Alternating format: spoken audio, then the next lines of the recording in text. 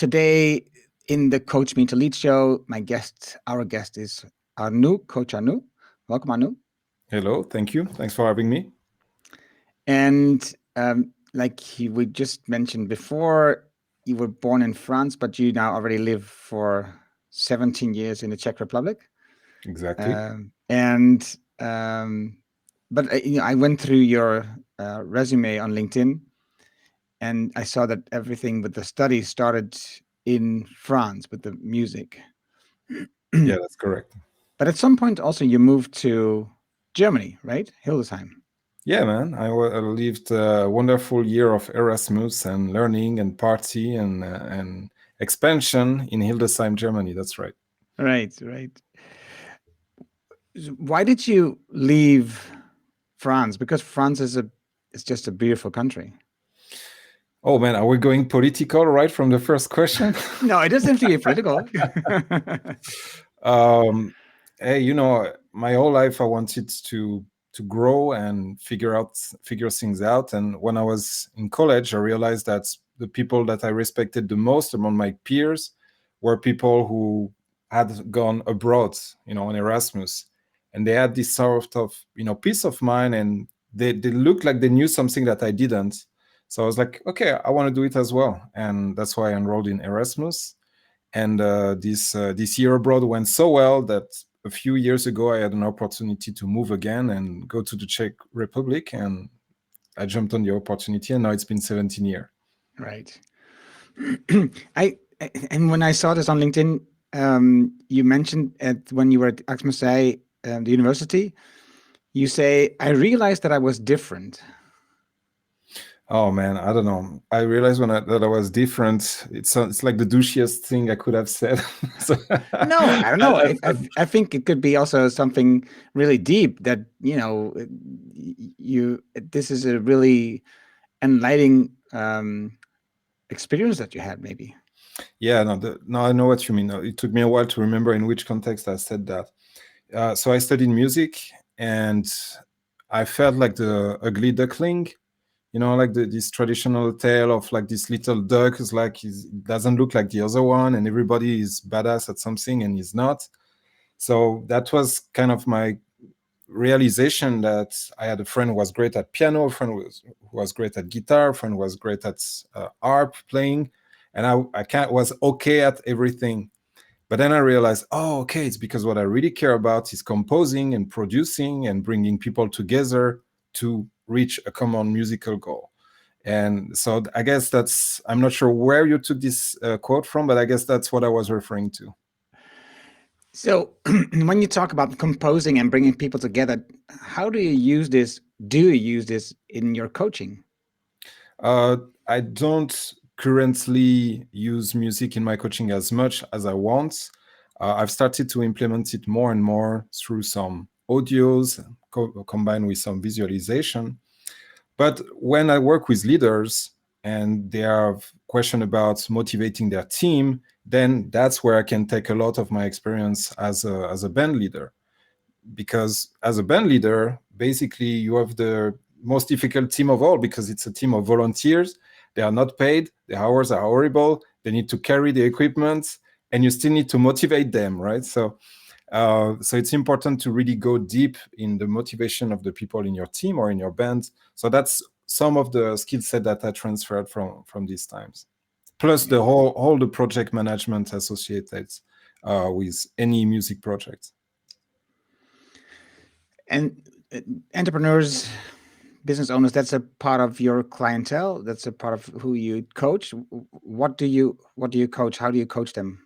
Right. So yeah, I would say that right now it's probably 50-50 entrepreneurs, and the other half are people in corporations, like top management and directors level.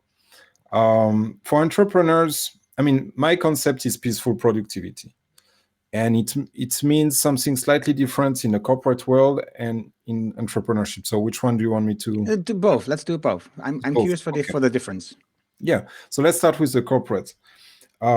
We've seen, I mean, the moment you start working in an organization, you have a boss, your boss has a boss, your boss has a CEO, and the CEO has another boss, the shareholders, and the clients. So everyone is under pressure to produce and create and move forwards with the thing. But what we've seen back in 2020 with the pandemic is a massive rise in burnout. People are stressed because of that pressure of production. And corporations have realized that this is not a long-term strategy at all, because if you lose 20% of your workforce every quarter and you need to constantly replace and retrain, that's really inefficient. So that's where peaceful productivity comes into play. It's really a balance of, yes, you're going to be productive. Yes, you're going to move forward with your tasks and do them efficiently, but you also take care of your mental health so that you can be there in the long run. So that's connected with what I was talking earlier of finding this inner motivation that helps people moving forward. Does that make sense? Mm-hmm. So that's on the corporate side. For the entrepreneurs and business owners, they are their own boss. And oftentimes they are the worst boss ever, because when I don't know if it's your experience as well, but I know that for me, for many years as an entrepreneur, I was like, 12 hours a day, no weekends, like no bonus, nothing for me, for myself me being my own boss. And that's the same idea that to win the game of entrepreneurship, you need to have a good product, market it correctly, but also stay long enough in the game so that people realize that you're here and can get value from you. And if you burn out because you do 12 hours a day, 7 days a week, all the time without ever calming down and restoring your energy, you stop playing, and that's the only way to lose in entrepreneurship. So that's the way we apply peaceful productivity for entrepreneurs as well. And I have a whole system divided in like 3 phases, but that's the overall idea. Mm-hmm. I'm going to come back to that system in a bit. I'm first curious because you just mentioned you stopped playing. Is music producing for you a way of playing now these days? Not music production. Music production is I still have my project manager for music production. In order to play, when I want to unplug my brain and I just go to the piano, and either I play from a partition or I just compose something on the fly. And it's very clearly a switch in my state of mind. I really feel like if there was a lever that goes click, and I just can disappear and go into a state of flow. And that's very relaxing and rewarding as well. Except for my wife, who has to listen to the same songs over and over again. But for me, that's great. So I'm not sure if you are a runner, but to me that sounds like a runner, right? So when I run, there's nothing else that I think of, or maybe I do, but it's just loose thoughts. Or I also am a referee in soccer, and when I'm on the pitch and just in the match, the only focus is on the players and on the ball, and I cannot think of anything else. I don't think about clients. I don't think about work, anything. Mm-hmm. The focus is right there, so there's nothing else. So yes, I think play is really important to make sure that you disconnect from the work sometimes, to make sure that you have enough energy again for the next day or the next week or whatever. Right, exactly. Yeah. And which kind of running do you do? Like marathon or ultra marathon or? A marathon is enough. There is an ultra marathon in the planning, but due to I call it injury, it didn't happen. So I'm rebuilding again now at this moment to get to first a half marathon and then later on longer distances. Yes. That's cool. Yeah, that's all about trends, really. Like something repetitive. It turns out some certain part of the brain, and that turns off the parts that are in charge of where do I stop, where do the world begin, and we kind of feel in this state of flow. That's a really beautiful state. Yeah. I was listening to a podcast episode yesterday. I'm not sure by whom it was. I don't remember.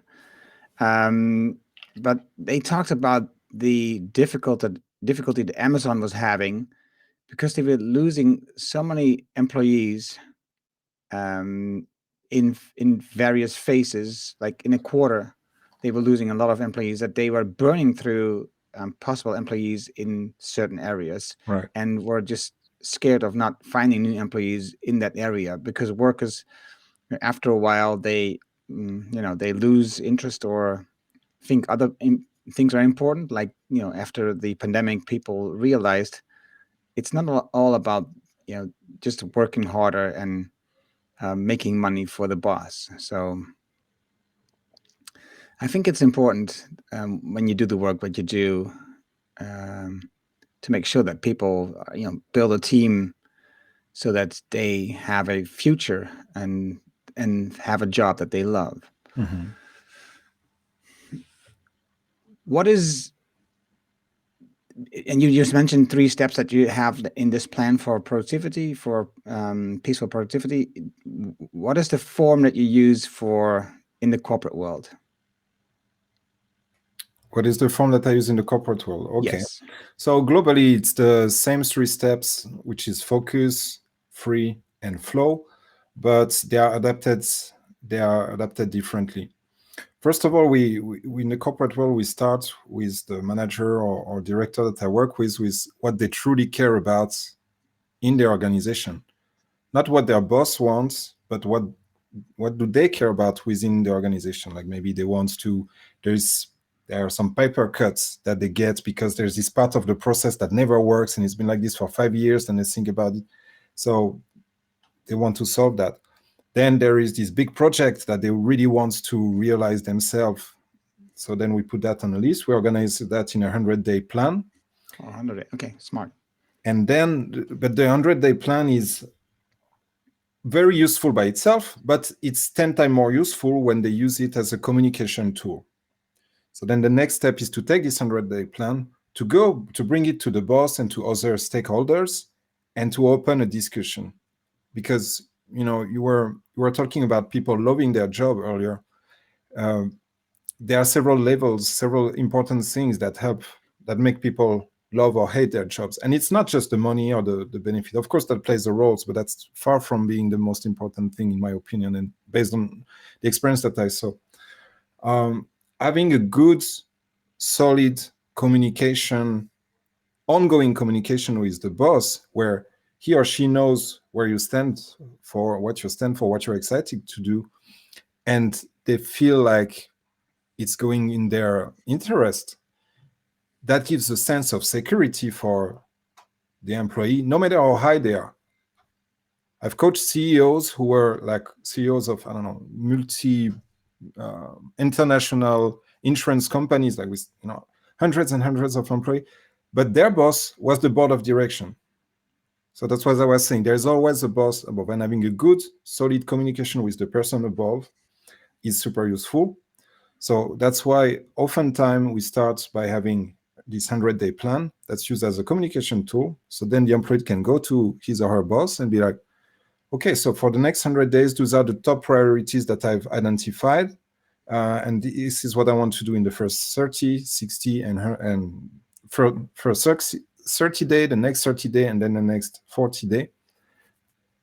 What do you think about it? And that opens a communication with the boss.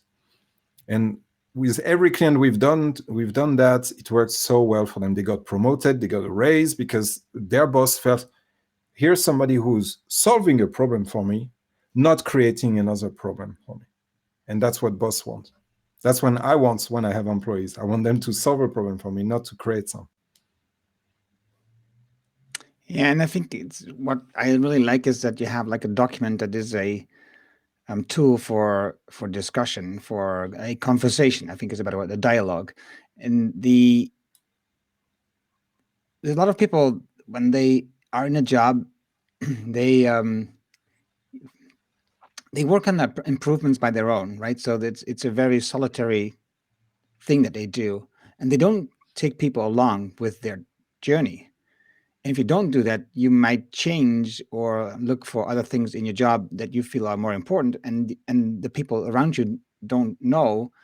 That makes it always very difficult to sustain your progress.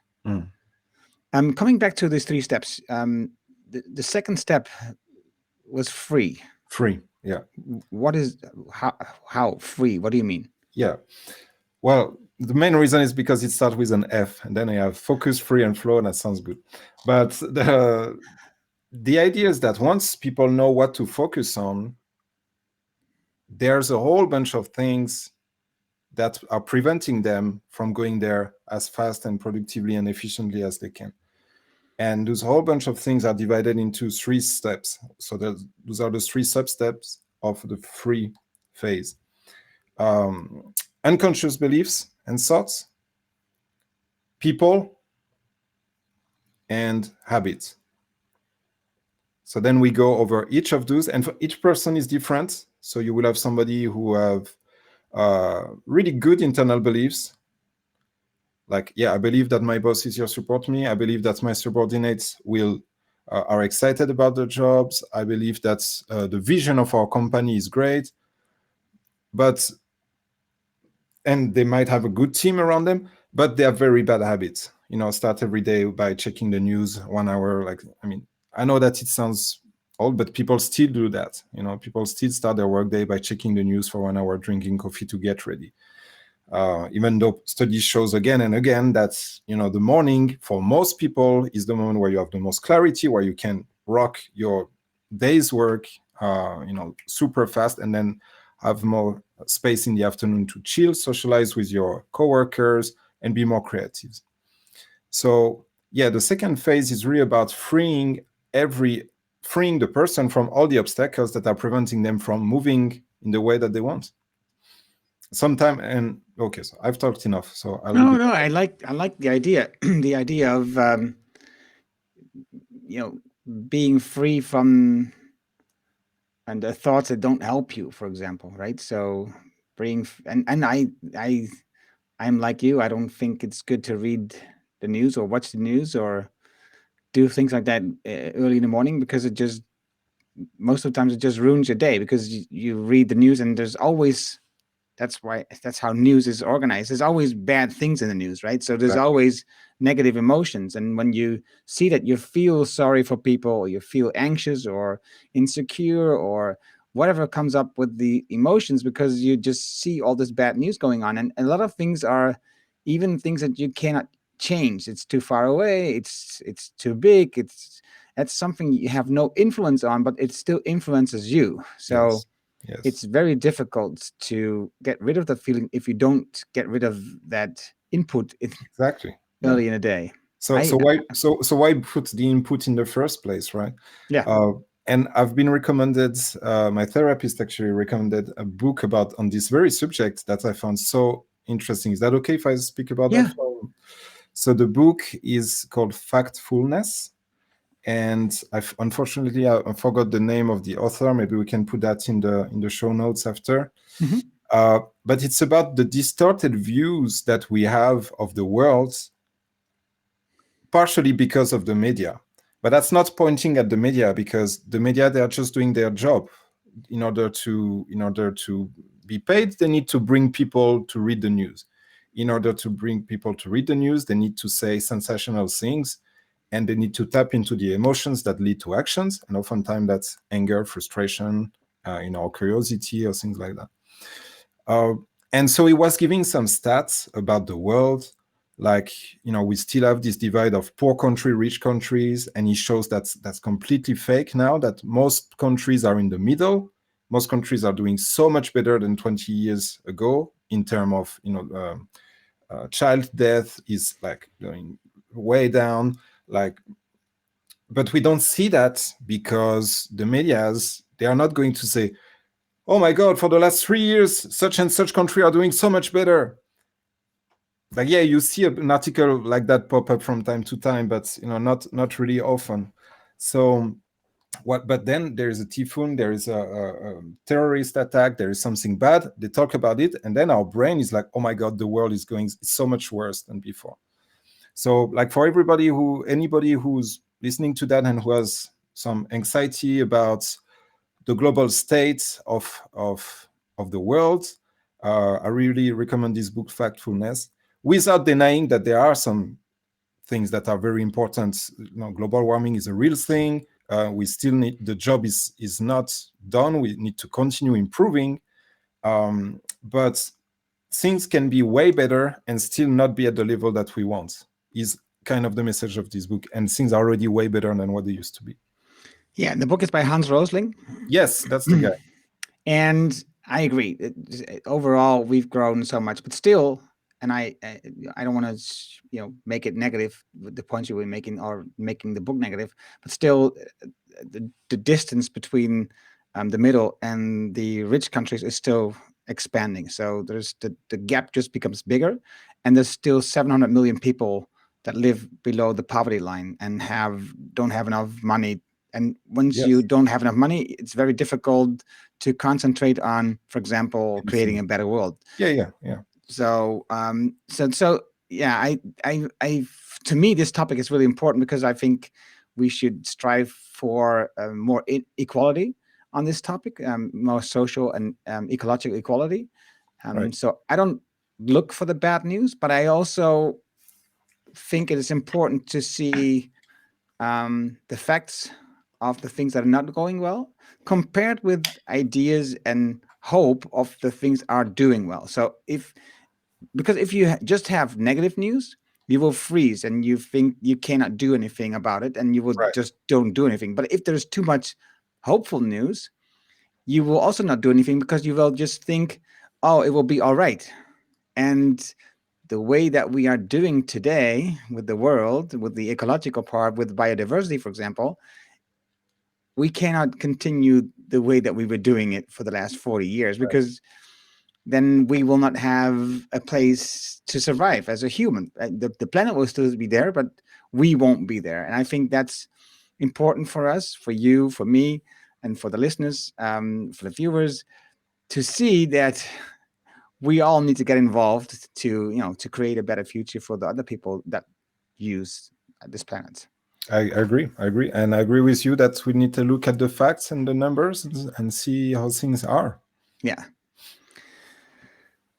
So, what is how do you see the third box? I understand focus because that's really my topic. So I'll leave that maybe for later. But the flow part, how do you see that? Right. So once people know what they really want, once we've removed things that are slowing them down, it's really about automating, using processes so that they can maintain and sustain this and do it as productively as possible. So that's the part where we talk about technology, tech stack, AI, to 10x the outputs, because now that's really at everyone's, what's the phrase? At the touch of everyone's fingertip. Like, one of my big weakness that not so excited to work on is I'm not a very visually talented guy, like drawing and things like that. Web design, that's not my thing. But earlier today, thanks to AI, I was, being a master at Photoshop, because now you can just, with a brush, you touch a plant, you say, replace this plant by, by a guitar, and boom, you have a guitar in the background. So, and that's just the beginning. So when it comes to being productive and efficient, those are tools that, in my opinion, cannot be ignored, whether it's by the entrepreneur or by the team. So it's about finding the best tools to do the work and also establishing some rituals on the weekly, monthly, and yearly basis or frequency, as we were talking about, so that people can go on long term. So, like a yearly pause, a weekly review, a quarterly review, like a weekly, quarterly retreat, all those things that are a little bit different for each of us, they are parts of the third phase, which is flow. Right. I was listening to a podcast episode last night by Seth Godin. And he was telling about Seth Godin. If you don't know him, he is a author of 20 more books, mostly in like marketing field. He's the god of marketing, more or less. Yeah, to me, is the god. He has actually the marketing book, which is I think is a great book. But his new book will be out by the end of May this year, 2023. His book is called The Song of Significance. And in this podcast episode, he was talking about mediocrity, right? So, and artificial intelligence is just moving us more towards mediocrity, because like you just mentioned, it's everybody can do Photoshop now, because there's you don't need a lot of skills, but just click the plant and you replace it with a guitar, you're done. It doesn't look really nice, but it works, right? Um, I would push back a little bit on it doesn't look really nice. It well, looks nicer and nicer. Yeah, but I didn't want to. But the thing is, the work like that becomes available to everybody, so there is no real skill that you need to do this, right? So Yes. and so leading up to this question for you is, so how do you feel that you, Arnaud, are different in your field, so that you stand out and don't become like AIs, replaced in the future with a chat function? Well, I have my doubts. I think everyone who follows the news and reads about AI should have their doubt about how soon am I going to be replaced by the machine. And if we talk strictly about chat coaching, which is one of my activities, I don't know. I think, in a year, in 5 years, or in 5 weeks, because sometimes those things go so much quicker, I might be replaced by a robot. And I'm fine with that, because there is an activity that I think about it a lot, actually. It's like the human contact. People need interaction with other humans. And when I coach somebody, it's almost how to describe that? It's almost sacred. It's like I'm fully present with the person, and this cannot be done by a robot. What does make you unique? What do you think is your unique position in this? Well, my energy, my whole being, my history, my background in music, the fact that I care deeply about my client with love, something that cannot be replicated by the machine. And then my method, the method that I developed, the particular life path. But that's the beauty, like every coach who does this job seriously and fearlessly has the potential. He becomes unique, because I'm not trying to be Tony Robbins. I'm not trying to be, I don't know, Rich Litvin. I'm not trying to be you. I'm trying to be myself, and I'm being myself to the best of my ability, while still growing, learning from others. But I'm taking it and becoming a better version of myself, so I can serve my clients more powerfully. Right. And I'm also asking because yesterday, no, that was earlier this week, there was a YouTube video came live from the South by Southwest, from 2023 by oh no, I forgot her name.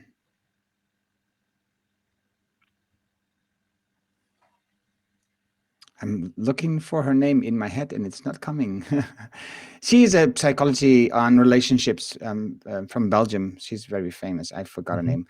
Anyway, there was somebody who built a bot, an AI bot, based on her podcast episodes, where she discusses how she works with clients. Yeah. Esther Perel, that's her name, Esther Perel. Okay. And she went into this was her talk. She went into the idea of, is this bot, is it a good psychologist? Is the bot really helping the Oh, person? yeah, I heard about that, I think. It's a real, yeah, Esther Perel, thank you, Gwen. It's a really good talk about how bots could replace us, and at the same time, like you just mentioned, bringing your love and bringing your uniqueness, bringing your history in your case as a musician, with the jobs that you've done in the past, with your backgrounds in France and living in Germany and also living in Czech Republic now. All this background, all this information is so important, which a bot may simulate, but it cannot do that in individual conversations with clients, right? This is really a question about abundance, because we tend to see things, in black and white. Bots are going to arrive and replace all our job. And yes, bots are arriving and replace a lot of work, but there are 8 billion people, right? And in the book Factfulness, I think the number where things stabilize is around 11 billion people.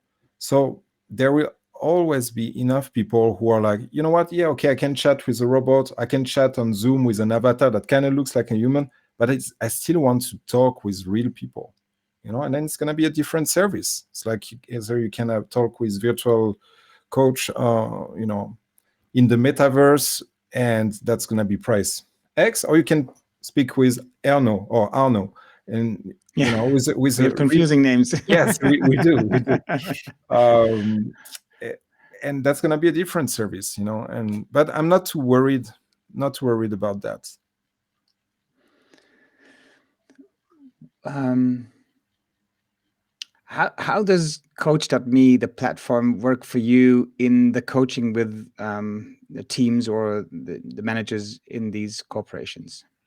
Well, it put me in contact with a few high-level entrepreneur who had teams, so CEOs actually, but that's about it. Yeah, no, I didn't. But I mean, how you do use the tool as a with a chat like you just Oh, mentioned? yeah, right. Well, in with any client, there's always like defining the vision, as we talked about, this 100-day plan and all the other things to know what the person really wants, and then there is execution or implementation. And yes, of course, I can chat with them on WhatsApp or Telegram, but whenever possible, I ask them to move to coach.me for the chats, because I don't want them to be like, oh, I wonder if I have a message by my coach, go to Telegram and see that, oh, but that's my friend Bob is in town, or, oh my God, message by the colleague. I want them to be fully focused on the task at hand. And it's, I've seen the results. When people join coach.me and they are fully focused, plus we can track some habits, which is very convenient. That works really well. I agree. And I had a question and it's gone. Let's see. This is your profile on Coach.me. Right. I have to switch. So you offer like a couple of packages. These are your three main ones. Yeah. I used to have way more, and then I found that it would be more confusing for people. But those are all extracted from different parts of my methods. Right. And I remember the question now, because your method is clear, 100 days, right? So when you really coach them, it's 100 days package that you sell. Yeah, I also have a year-long package, but this one is more exclusive, and so it doesn't really fit on coach.me. No, but I mean, the idea is so now you're giving me an idea of where we're going. But the 100 days, how often does it happen, and how, in percentage wise, how often does it happen that people finish the package within those 100 days? Like, you Finish? mean that they reach their goal within those 100 days? Yes, yes.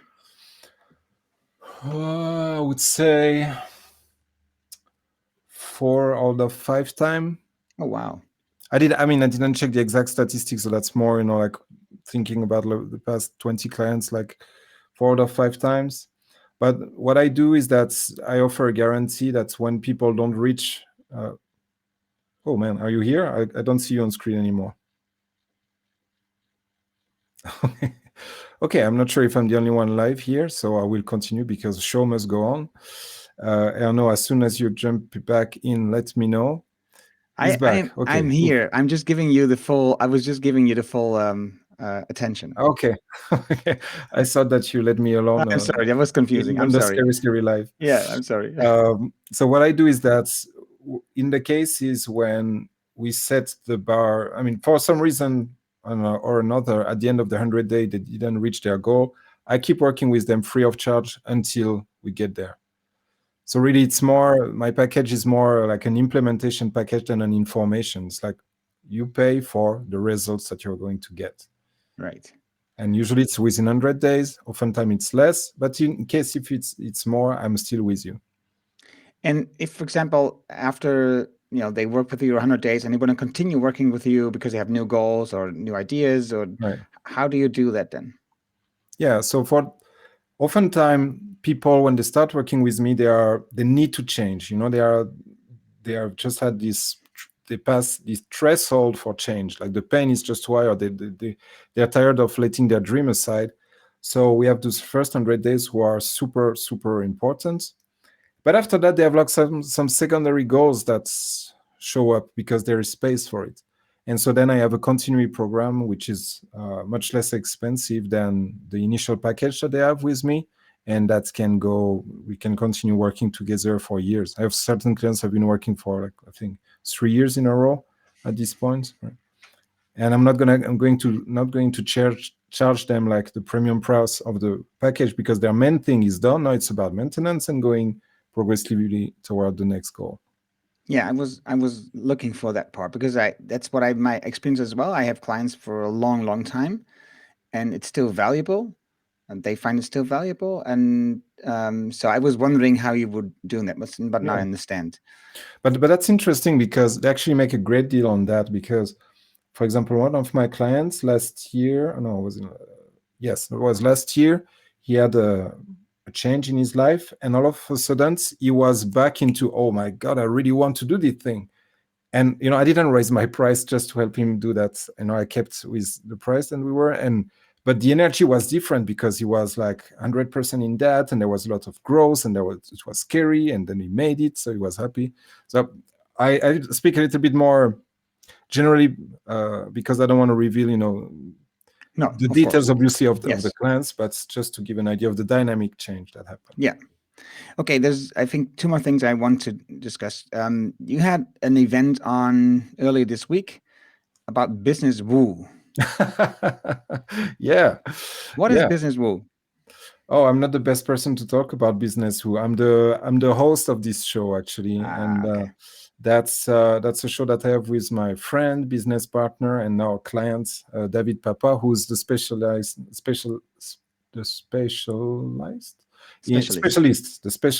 in business woo. So in a few words, business woo is the intersection of spirituality and business, believing in like that there is a power greater than us, whether you want to call it the universe, grace, God, Mother Earth, whatever, luck. There's this thing that's bigger than us. How can we channel that in order to grow our business as entrepreneurs? So that was the theme, and we really enjoyed this. So we're going to continue with this show, but I'm just a moderator. So I ask him questions, and he shares what he does with his clients. And how is spirituality? What role does it play for you? For me, that's mainly a few things: meditation, coming back to the present, and when you really examine the present, what's really going on an experiential level, then you realize that the self really doesn't exist.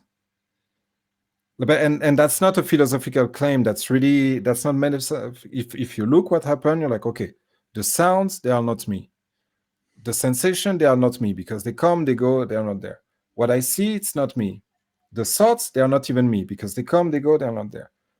And this feeling that there's this something in the middle that experience all of that, it's also not me, because if I can feel it, it means that I'm out of it. So when I really go into deep meditation, I just disappear. And that's different than the flow state that I talked about earlier for some reason, but I just disappear. So that's my most direct contact with spirituality. And then, of course, if I look at my life, the stuff that happened in my life, man, I just can say, wow. Like the way I met my wife, the way I met David, my business partner, like the way I became a music producer for the biggest video game company of the country. There's so many things that happened that are weirdly orchestrated that at some points I gotta say, well, I don't understand it, but whatever it is, it's beautiful. I think that's how I would summarize my relationship with spirituality. Right. Okay, I promised I would come back to this part because the first step of the 3-step was focus. Right. And if I understood you right, behind every 3 steps, there's again 3 things. Exactly. So what is it for focus? Right. So the first step for focus is finding out what they really, really want. and the double really is important. And we validate what they really want with on an energetical level. Because I've had the case of a client who we made this visualization. So 1 year from now, what does your life look like? And she was like, okay, I'm working with this and I'll do that and da, da, da. And then I asked her, how does it make you feel when you're there? And she was like, well, I don't know, something feels weird. I'm not sure. But yeah, no, I still want to do it, of course, but it's weird. I'm like, are you sure? You sure you want to go this route? And she was like, yes. Fast forward, I don't know, 6 months later, burnout. She had to change job because we didn't, and I take responsibility for that. We didn't take into consideration the energetical validation of this route. And now I think she's going to the other route. So it's important to validate our ideas because sometimes we borrow our ideas of success, our idea of what we want from somebody else. And even me, once my coach brought me into this exercise, and I started to describe. So yeah, I see a big house with a nice car, with a swimming pool, and he was like, "How does it make you feel?" And I was like, "Feels fake." Yeah, it's not me. Sorry, I borrowed that, and that wasn't me, So then I could calibrate, like change course, and yeah. So that's how we start. Then oftentimes the people that I work with, they are really busy, which is why they hire a productivity coach. Yeah. So we do a technique called couper décalé. That's really stopping some activities right now and postponing some others.